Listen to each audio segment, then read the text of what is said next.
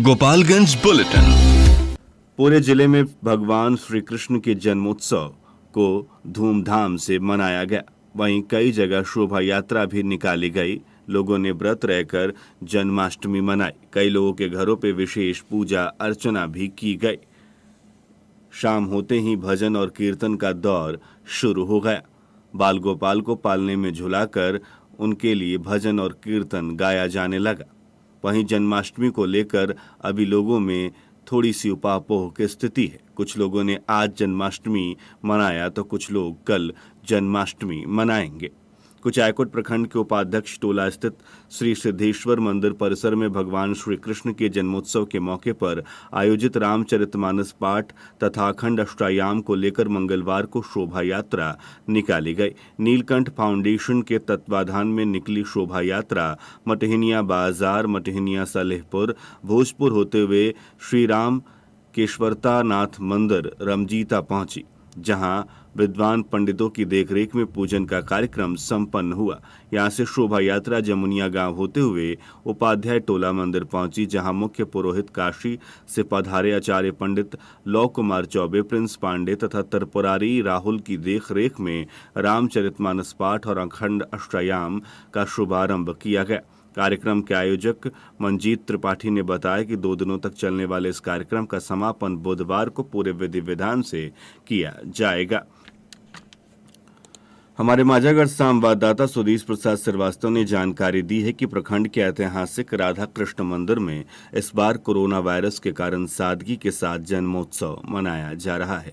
Covid से बचाव के नियमों के पालन के साथ जन्मोत्सव मनाया जा रहा है। इसको लेकर माझा मंदिर में पूरी तैयारी चल रही है। मंदिर के बाहरी परिसर को भी स्वच्छ किया जा रहा है। श्रद्धालुओं के सामूहिक दर्शन व पूजा पर भी पाबंदी लगाई गई है। सोशल डिस्टेंसिंग का पूरा ध्यान रखा जाएगा। उल्लेखनीय है कि माझागढ़ के राधे कृष्ण मंदिर में प्रत्येक वर्ष श्री कृष्ण जन्माष्टमी के अवसर पर झूलन और कीर्तन आदि का कार्यक्रम होता है।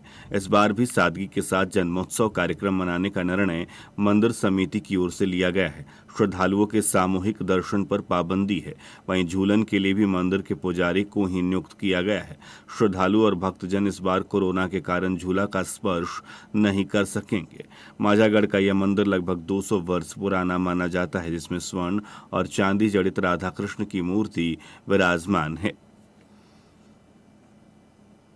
उधर हमारे पंचदेवरी संवाददाता ने जानकारी दी है कि पंचदेवरी प्रखंड क्षेत्र में मंगलवार को श्री कृष्ण जन्माष्टमी हर्षोल्लास के साथ गांव-गांव मनाई गई।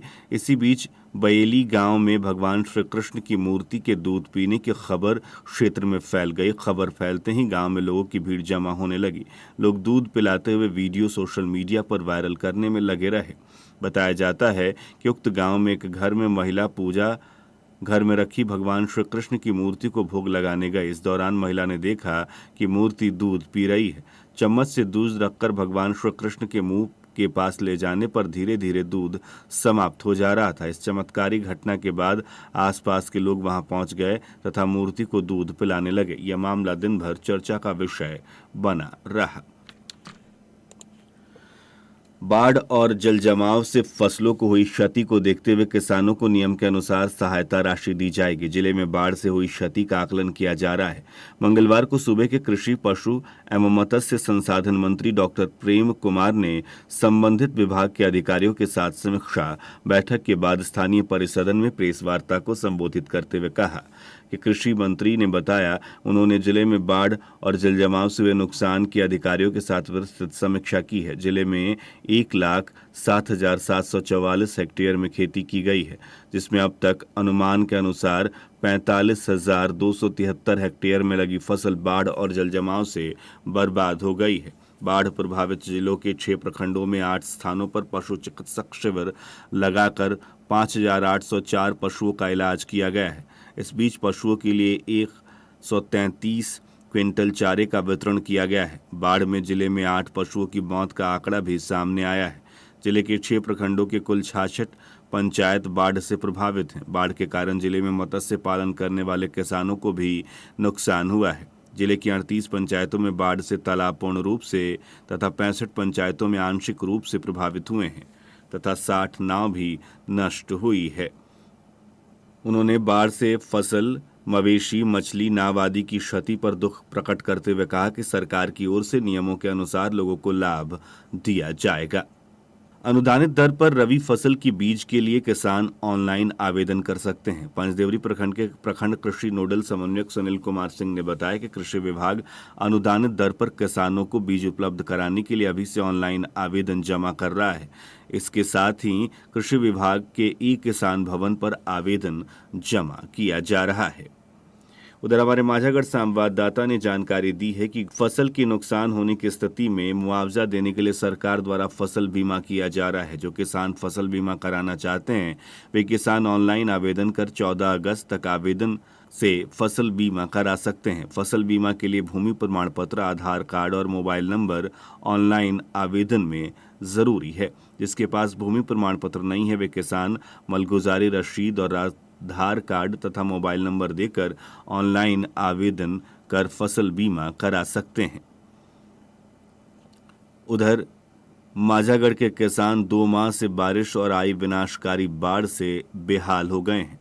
लगभग 10 पंचायतों के अंतर्गत हजारों किसानों के द्वारा दिन रात मेहनत करते हुए सब्जी और धान की खेती की गई थी, परंतु प्राकृतिक आपदा ने इनकी मेहनत और आशाओं पर पानी फेर दिया। 2 माह से लगातार हो रही बारिश से जल जमाव हो गया। इसी बीच आई विनाशकारी बाढ़ से गौसिया, निमुइया, भैंसई, पुरैना, कोयनी, माझा पूर्वी, कर्णपुरा, माझा पश्चिमी, जगन्नाथा, छवई सहित 10 पंचायतों के किसानों द्वारा आय को दोगुना करने के उद्देश्य से सब्जी और धान की खेती की गई थी, जो बर्बाद हो गई है। लगातार कोरोना महामारी के दायरे को बढ़ते हुए देखकर प्रशासन ने सख्त कदम उठाए हैं तथा जांच का दायरा लगातार बढ़ाया जा रहा है।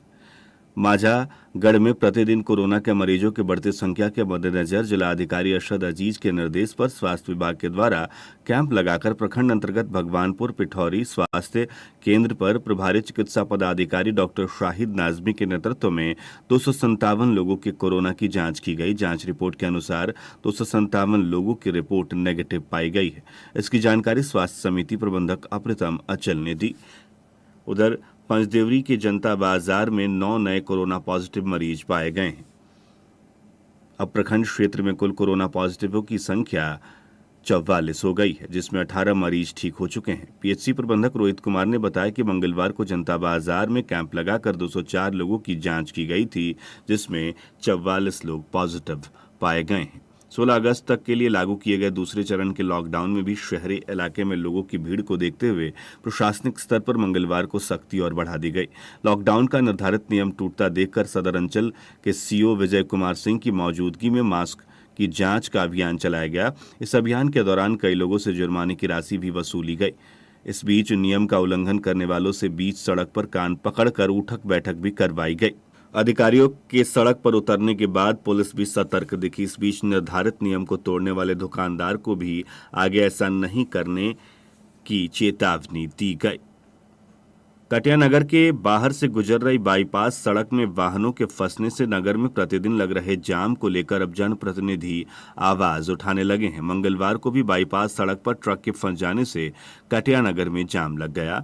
बाईपास सड़क की बदहाली के कारण प्रतिदिन जाम लग रहा है। इसको देखते हुए विधान पार्षद आदित्य नारायण पांडे के जिला प्रतिनिधि सह भाजपा प्रदेश कार्य समिति के सदस्य अमरीश राय ने जिलाधिकारी अरशद अजीज के साथ ही पथ निर्माण मंत्री जिले के प्रभारी मंत्री को ईमेल भेजकर धनौती पकहा बाईपास सड़क पर रेफरल अस्पताल से भोरे रोड तक बाईपास सड़क को ग्रामीण कार्य विभाग के पथ निर्माण विभाग को सौंपने की मांग की है। उन्होंने लिखा है कि कटिया नगरवासी प्रतिदिन सड़क की जाम की समस्या से जूझ रहे हैं। धनौती से पकहा रोड तक बाईपास सड़क का निर्माण ग्रामीण कार्य विभाग ने किया है। इस सड़क की क्षमता मालवाहक वाहनों के परिचालन के लिए उपयुक्त नहीं है। सड़क पूरी तरह से टूट गई है। इस सड़क से होकर प्रतिदिन दर्जनों की संख्या में मालवाहक वाहन गुजर रहे हैं। बाईपास सड़क पर वाहनों के फंसने से कटिया नगर प्रतिदिन जाम में फंस जाता है।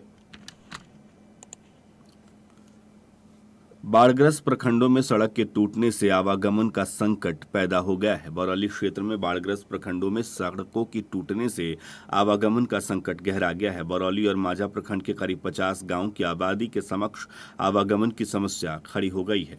कई जगहों पर 2 फीट से अधिक पानी सड़कों के ऊपर अभी भी ओवरफ्लो कर रहा है। मुख्य सड़कों की कई जगह टूट जाने से आवागमन का संकट गहरा गया है। लोग ट्रैक्टर के सहारे एक दूसरे ओर जा रहे हैं। बरौली के देवापुर, प्यारेपुर, सिसई, कोटवा, सुरवल, मालिकाना, नेवरी, कहला, नीलामी, पंचरुखिया, खजुरिया, विशुनपुरा, कुतलपुर समेत 40 गांवों के लोग संकट में फंसे हुए हैं। इनकी सबसे बड़ी परेशानी सड़कों के टूट जाने से आवागमन की है। वहीं माझा प्रखंड के लंगटू, हाता, विरती, टोला, भैंसई, इमिलिया, भटवलिया, पुरैना, निमुइया, बलुही, गौसिया, मंगुरहा करीब 10 गांवों के लोग सड़क टूटने से परेशान हो गए हैं। उधर दियारा क्षेत्रों के लोगों को काफी परेशानी हुई है। दियारा क्षेत्र में बांध के अंदर रहने वाले लोगों को अब सबसे अधिक परेशानी का सामना करना पड़ रहा है। पानी कम होने के बाद नाव चलाना भी मुश्किल हो गया है। गौसिया के वर्ती टोला, बलुआ टोला, निमुइया के मंगुरहा, विशुनपुरा के इरवनिया टोला, पुरैना के इशुआपुर में हजारों की आबादी के समक्ष अब पानी में ही चलना एक आम रास्ता है। हालांकि नदी के कटाव वाले जगहों पर गहराई अधिक होने के कारण नाव का सहारा लेना पड़ता है, लेकिन ऐसे में लगातार लोगों को आवागमन में परेशानी हो रही है। उधर सीओ माझा ने कहा है कि माझा प्रखंड के 3 जगहों की सड़कें टूटी हैं, जिसका रिपोर्ट जिले को भेज दिया गया है। सड़कों को शीघ्र ही ठीक कराया जाएगा ताकि लोगों को आवागमन में परेशानी ना हो। बाढ़ग्रस्त क्षेत्रों में अब पानी कम होने के बाद मरम्मत कार्य में तेजी लाया जाएगा। माझा प्रखंड की माझा पूर्वी पंचायत के वार्ड संख्या 6 तथा 7 के बाढ़ पीड़ितों ने बाढ़ से हुए नुकसान के लिए मुआवजा राशि नहीं मिलने पर मंगलवार को सीओ का घेराव करने तथा प्रखंड कार्यालय पहुंचकर हंगामा करना शुरू कर दिया। सीओ के वहां नहीं मिलने पर बाढ़ पीड़ितों ने प्रखंड कार्यालय परिसर में मौजूद प्रखंड प्रमुख देवलाल शाह को घेर लिया। बाढ़ पीड़ितों का कहना था कि सरकार बाढ़ पीड़ितों को तत्काल सहायता के रूप में खाता के माध्यम से 6,000 दे रही है। माझा पूर्वी पंचायत के वार्ड संख्या 6 तथा 7 भी बाढ़ की चपेट में है, लेकिन इन दोनों वार्ड के बाढ़ पीड़ितों को सहायता राशि नहीं दी गई है। प्रमुख ने बाढ़ पीड़ितों को सहायता तथा मुआवजा राशि दिलाने का आश्वासन देकर शांत करा दिया। थावे थाना क्षेत्र के मिरलीपुर गांव की विवाहिता की हत्या के आरोप में पति और पुत्री को थावे पुलिस ने मंगलवार को जेल भेज दिया। थानाध्यक्ष विशाल आनंद के नेतृत्व में थावे पुलिस ने मंगलपुर पुल के गंडक नदी से रजिया खातून का शव बरामद किया। शव को सोमवार की देर रात बरामद किया गया। पोस्टमार्टम कराने के बाद शव को मृतक के पिता मुस्तफा साईं और ससुराल वालों को सौंप दिया गया। बताया जाता है कि 3 दिन पहले शनिवार की देर रात मिरलीपुर गाँव के कासिम मियाँ ने अपनी पत्नी रजिया खातून की हत्या कर शव को पिकअप पर लाद कर मंगलपुर पुल के कुछ दूरी पर गंडक नदी में फेंक दिया था। मामले में थावे पुलिस लगातार जांच पड़ताल कर रही थी। आखिरकार शव को बरामद कर लिया गया। उधर पुत्री शहनाज खातून और कासिम मियां को गिरफ्तार कर लिया गया है। इस मामले में आफरीन मियां, मामूल मियां, लड्डू मियां सहित 7 लोगों के विरुद्ध नामजद प्राथमिकी दर्ज की गई है। थावे थाना क्षेत्र के लचवार गांव के अपहृता युवती को थावे थाने के एसआई आशुतोष कुमार और महिला पुलिस के साथ थावे बस स्टैंड से बरामद कर लिया गया। थानाध्यक्ष विशाल आनंद ने बताया कि 164 के बयान की कार्रवाई चल रही है। थावे प्रखंड के गोपालगंज मीरगंज NH 531 पर स्थित टोल प्लाजा का उद्घाटन नए ठेकेदार मिंकू सिंह ने पूजा अर्चना के बाद मंगलवार को किया। इस मौके पर भगवान प्रसाद, रुपेश तिवारी आदि लोग मौजूद रहे। बंगालखाड़ पंचायत के मठिया पांडे के आक्रोशित ग्रामीणों द्वारा सड़क निर्माण की मांग को करते हुए जनप्रतिनिधि के खिलाफ उग्र प्रदर्शन किया गया। प्रदर्शनकारी ग्रामीणों का कहना था कि पंचायत प्रतिनिधि से सड़क निर्माण के लिए दर्जनों बार आग्रह किया गया, लेकिन कोई सुनवाई नहीं हुई। बंगालखाड़ पंचायत के वार्ड नंबर 10 के लगभग 25 परिवार के लोगों को घुटने भर पानी से होकर आना जाना पड़ रहा है। कुचायकोट थाना क्षेत्र के बिलवनवा गांव के समीप NH 28 पर वाहन जांच के दौरान पुलिस ने एक चोरी की बाइक के साथ उत्तर प्रदेश के एक युवक को गिरफ्तार कर लिया। गिरफ्तार किए गए आरोपित से पूछताछ के बाद पुलिस ने उसे न्यायिक हिरासत में भेज दिया है। माझा थाना क्षेत्र के डुमरिया गांव में मुर्गी फार्म में शराब पीने से मना करने पर फार्म संचालक पर हमला करने के मामले में पुलिस ने एक आरोपित को गिरफ्तार कर लिया। इस मामले में 4 लोगों के खिलाफ प्राथमिकी